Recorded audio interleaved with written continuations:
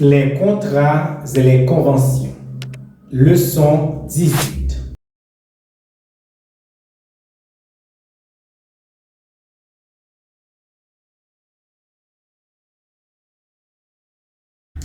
Bonjour ou bonsoir, mesdames, messieurs, dépendamment de l'heure que vous regardez cette nouvelle vidéo, cette nouvelle leçon, c'est toujours votre serviteur Sémius. Encore, vous êtes sur Univers dans une main, vous suivez la rubrique Droit vers le droit.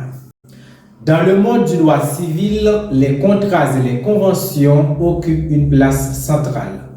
Ces actes juridiques sont essentiels à la vie sociale et économique. Mais que sont-ils vraiment? Quelles sont les règles qui les encadrent? Quelles précautions faut-il prendre avant d'apposer sa signature? Cette leçon de droit vers le droit sur Univers dans une main vous éclaire. Quelle est la définition et la portée du contrat? Un contrat ou une convention est un accord passé entre deux ou plusieurs personnes visant à établir des engagements réciproques et à définir les obligations de chacun. Qu'il s'agisse de louer un logement, d'acheter une voiture ou de souscrire à un service, le contrat est la base juridique de l'échange. Le principe fondamental, l'autonomie de la volonté. Au cœur du droit des contrats se trouve le principe de l'autonomie de la volonté. Cela signifie que les parties sont libres de fixer les termes de leur contrat ou de leur entente. Tant qu'ils respectent la loi, l'ordre public et les bonnes mœurs.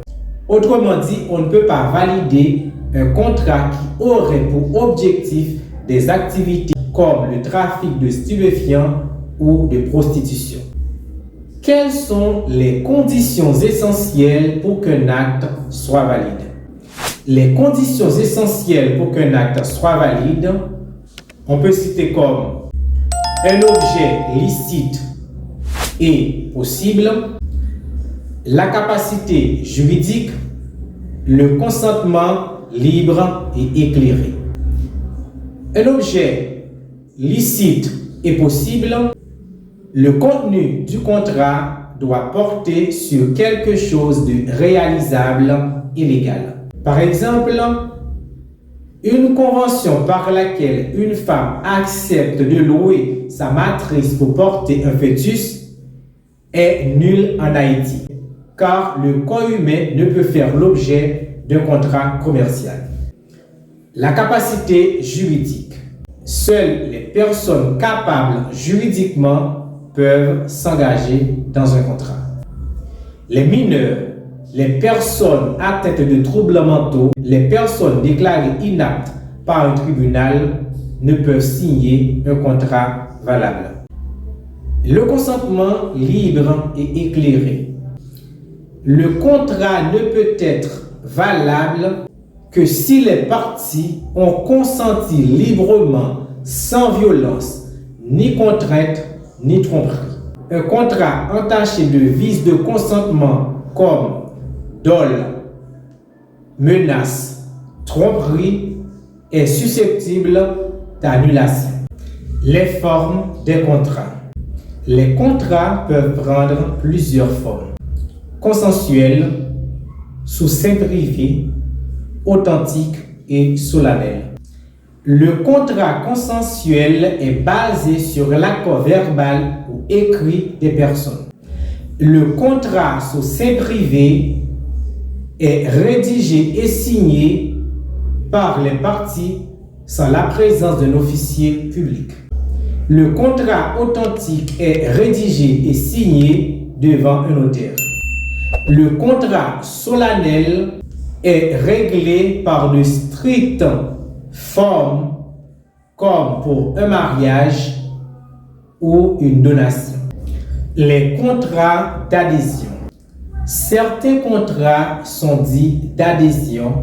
Ce sont des documents rédigés par les entreprises ou institutions et imposés aux clients sans possibilité de négociation.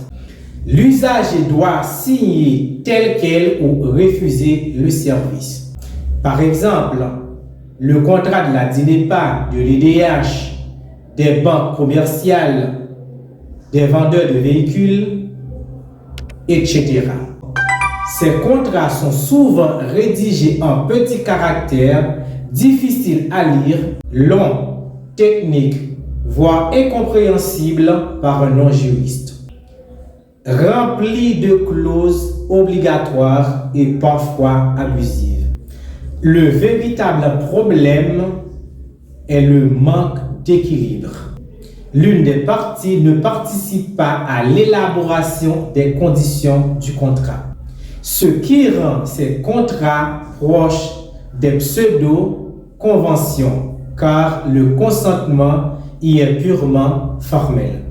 Comme c'est une habitude, à la fin de chaque leçon que je vous laisse des questions, je vous laisse ces questions afin de mieux vous approfondir et faire des recherches.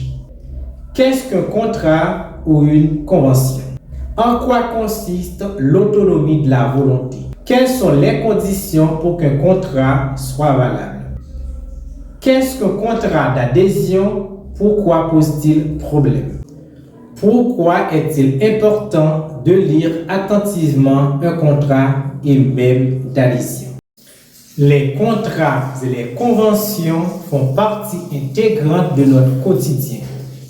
Pourtant, leur légalité, leur forme et les conditions de leur validité ne sont pas toujours bien comprises. Cette leçon de droit vers le droit sur la plateforme Univers dans une main vous encourage à ne jamais signer un contrat à la légère. Prenez le temps de lire, de poser des questions et de refuser si nécessaire, car signer un contrat, c'est s'engager légalement pour longtemps et même pour la vie.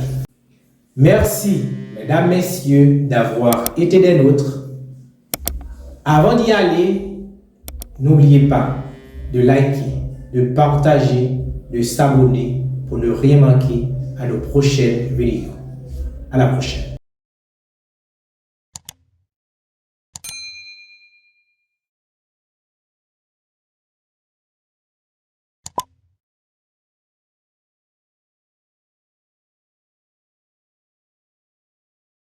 L'univers dans une main est une plateforme à multiples portées dont la mission est d'informer, de former nos congénères du monde entier. Il a été fondé dans un contexte où les réseaux sociaux pilulent des informations de toutes sortes sans penser à leur moindre véracité. C'est en raison de tout cela que l'univers dans une main arrive, non seulement pour contrecarrer les dérives des gens mal intentionnés, mais aussi pour apporter des corrections en publiant minutieusement des sujets divers qui aideront ses abonnés à se cultiver pour un mode bien meilleur. Voilà ce qui fait de l'univers dans une main la référence en matière d'information et de formation. Avec l'univers dans une main, tout le monde peut atteindre le pic de la mirandole. Alors, n'hésitez pas, chers internautes, à vous abonner pour bénéficier des meilleures publications de cette plateforme.